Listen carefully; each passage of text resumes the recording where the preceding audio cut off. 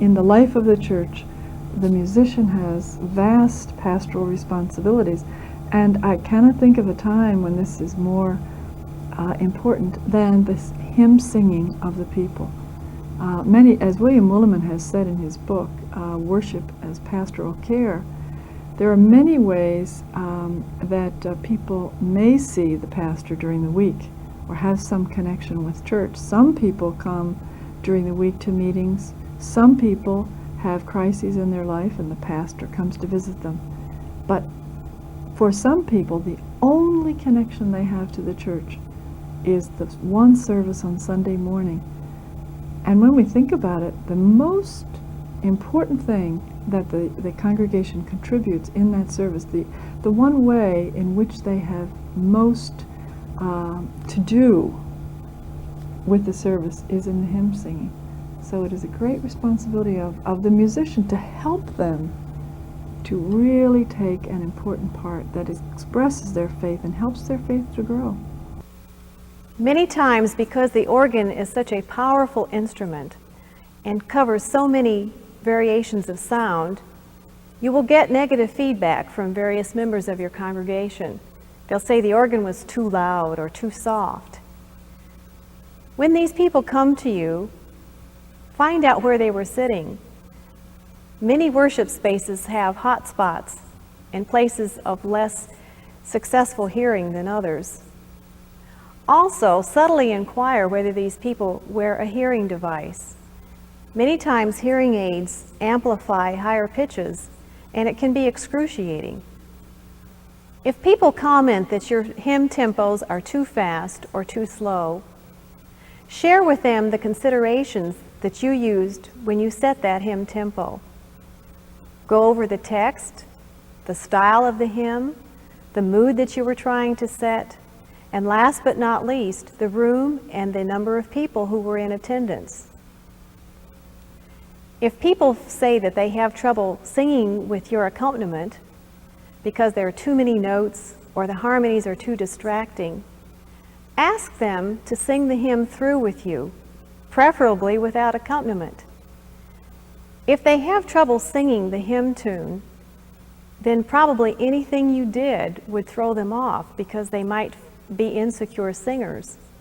However, if they can sing the hymn tune through forthrightly, then maybe you need to rethink the harmonizations and the embellishments that you're using.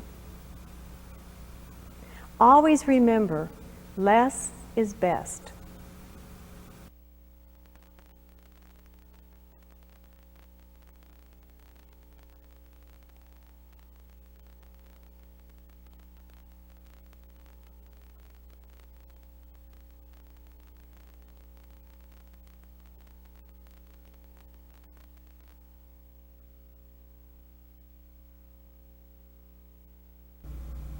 You plan.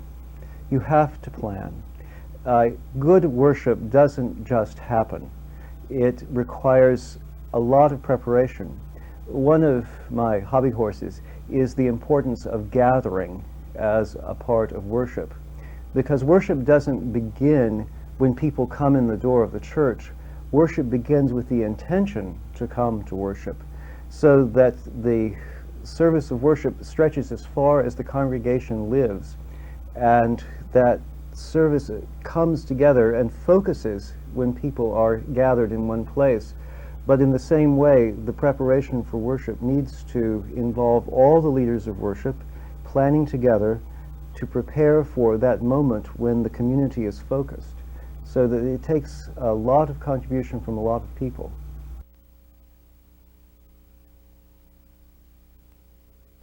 There is a point in the service, for example, where I think a very introspective hymn is appropriate.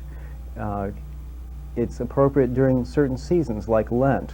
You don't want to sing an introspective hymn on Christmas Day, unless it's something about Marvel, perhaps.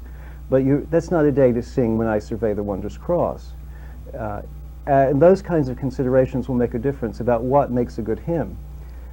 I think a hymn also needs to stretch a congregation, not simply comfort them. One of the old adages in preaching is that you afflict the comfortable and comfort the afflicted. And I think hymns can do that too. There's a way in which hymns can offer people a chance to see something in a new way. It can be a conversion experience. That doesn't necessarily mean it has to be rammed down their throats. In fact, I think it's probably best not to use a congregation as guinea pigs, but a choir, for example, can introduce a hymn. Always use the junior choir, because if the kids do it, then nobody will matter. You know, it's great. If the kids can do it, then we got to do it too. I think a good hymn is going to be true to the Christian revelation, and it is going to help people take it into their own lives in a way that makes them want to live it better. A hymn should be an occasion to remember and to hope because of memory. It's really a sacramental experience, because we take the stuff of common life, the stuff of our common story, and allow it to be transformed and used for God's purposes. And that's what a hymn does. Well, I think the hymns cannot exist in isolation, that there must be consultation with the clergy. It must support the liturgy. If it's a liturgical congregation, it must be in sync with whatever the objective of the worship service is. And therefore this requires planning ahead and consultation. Of course, for a liturgical congregation, the Christian year is a guide for choice of those things that would be appropriate and suitable.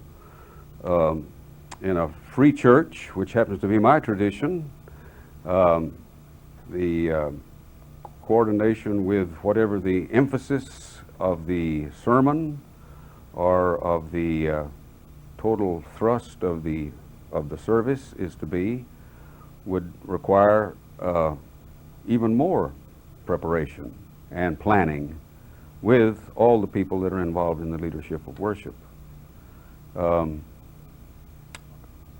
the standpoint of doctrinal integrity, I think there has to be a careful selection of hymns that are consistent with what the people believe or what they should believe.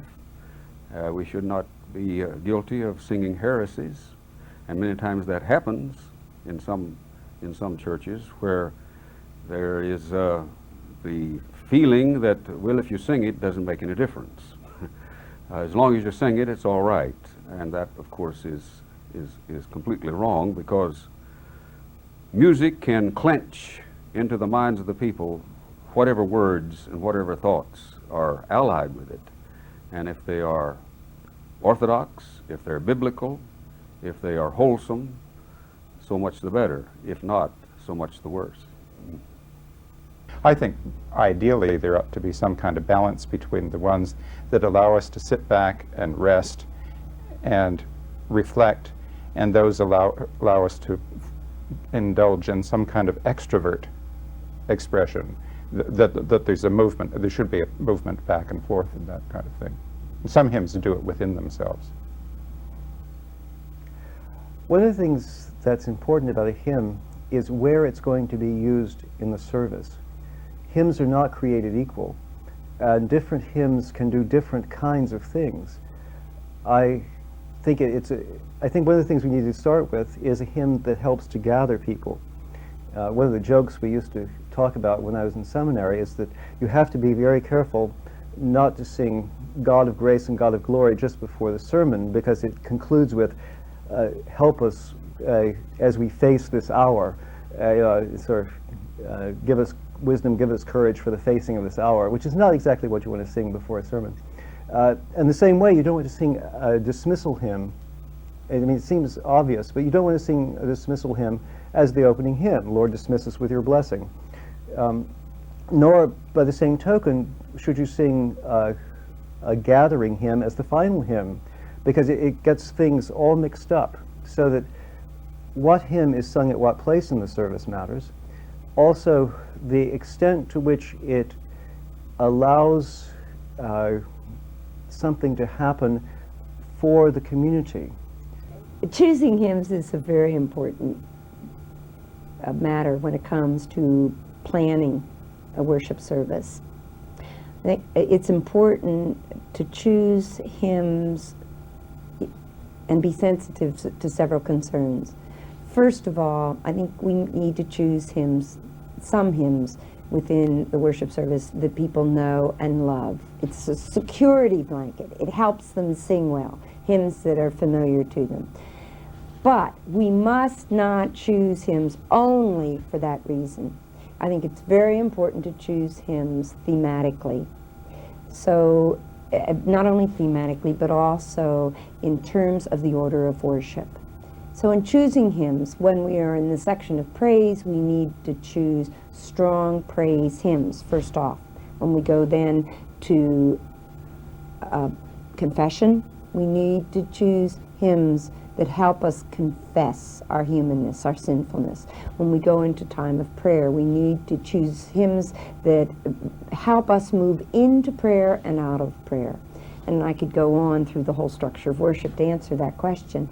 But secondly, we need to choose hymns that deal with the theme that we're dealing with on a given Sunday. For example, in my workshop this morning, I was leading the people through a thematic worship that was on Stewardship Sunday. And the theme was caring for the earth. And so the hymns that I chose, not only the hymns of praise and adoration, but the hymns of prayer and the hymns of dedication and offering, were all hymns that would help us focus on the theme of being caretakers. And I think if we can do things to help focus and interpret the biblical record so that it communicates to people in their present life, then we are doing for them, modeling for them, what they need to do in the rest of their lives. And this can help happen through hymnody, because very often some of the best hymns are reflections on Scripture. And if people can see that other people have reflected on Scripture, integrated that, articulated that, then they have hope, I think, for their own lives.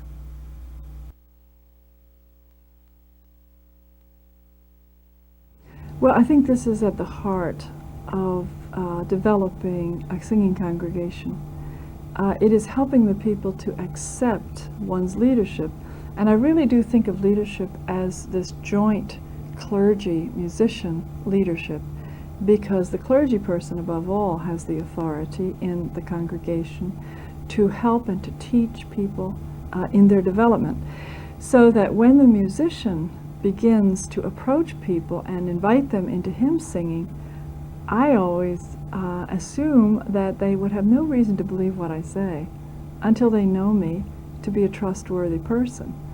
And one way they know that is that I am willing to be interested in what they consider important musically, so that as a musician, I will go to meetings outside of the church service, outside of the choir rehearsals, join them in their prayer groups and in their women's clubs meetings, or even, for example, offer to hold a hymn sing for the men's club. I would simply be willing to go and say at the opening of your meeting, let's have a hymn sing of the old favorites, and let them choose the ones that they would like to sing. In that way, they get to know the musician. It's very important, for example, for the musician to be present at coffee hours. People often want to make some corrections to what's happening. They have some suggestions they want to offer. By this means, they can get to talk to you and feel and become aware of the fact that you are willing to listen to them. Then we hope that reciprocity will enter into it, that having listened to them and in fact acted on their suggestions, that the congregation will begin to listen when the musician suggests that this hymn or that hymn is something that will help them express their faith and is well worth learning.